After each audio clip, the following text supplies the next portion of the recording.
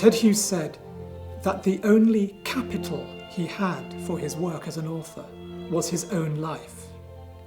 His published writings might be described as the authorized version of the story, the life transformed and made authorial. His unpublished writings, drafts, sketches, abortive projects, journals, letters, are the place where he showed his workings.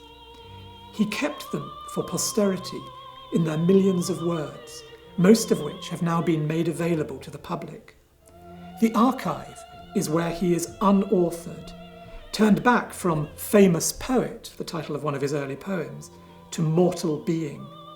Together with the memories of those who knew and loved him, the archive reveals that the way he lived his life was authorized not by social convention or by upbringing, but by his passions, his mental landscape, and his unwavering sense of vocation.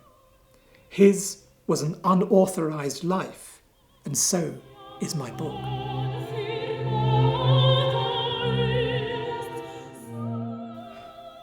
Ted Hughes is one of the 2 or 3 greatest poets of the 20th century.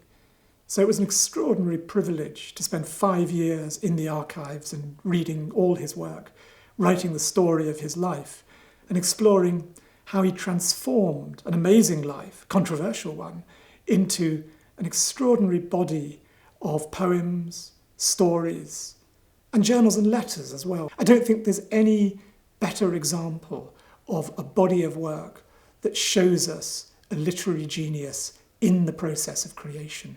And that's what I've tried to capture in my biography. In a way, it's a very sad life story, because when Ted Hughes met Sylvia Plath, it was just as his poetry was beginning to reach maturity, and so was hers.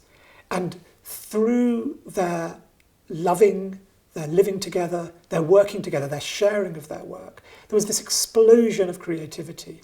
His first 2 books, in many ways his greatest volumes, The Hawk in the Rain and Lupercal, were written in close collaboration with Sylvia. They were the result of this amazingly creative literary marriage.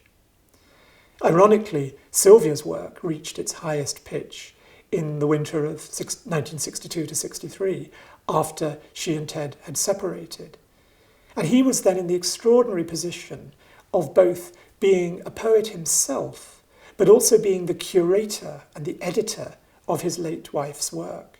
And he recognised that she was the greatest American poet, certainly, he said, since Emily Dickinson in the 19th century, perhaps ever. And he devoted many, many years to ensuring that her work reached print and that her work was properly appreciated. But the combination of that with the hostility that greeted him because of her death and his own feelings of guilt and sorrow meant that for many years his work was blocked. One of my big discoveries in the archive was that for nearly 30 years, perhaps even more, he was writing the poems about his life with Sylvia and those desperately sad last weeks, which he didn't publish until 1998, the last year of his life.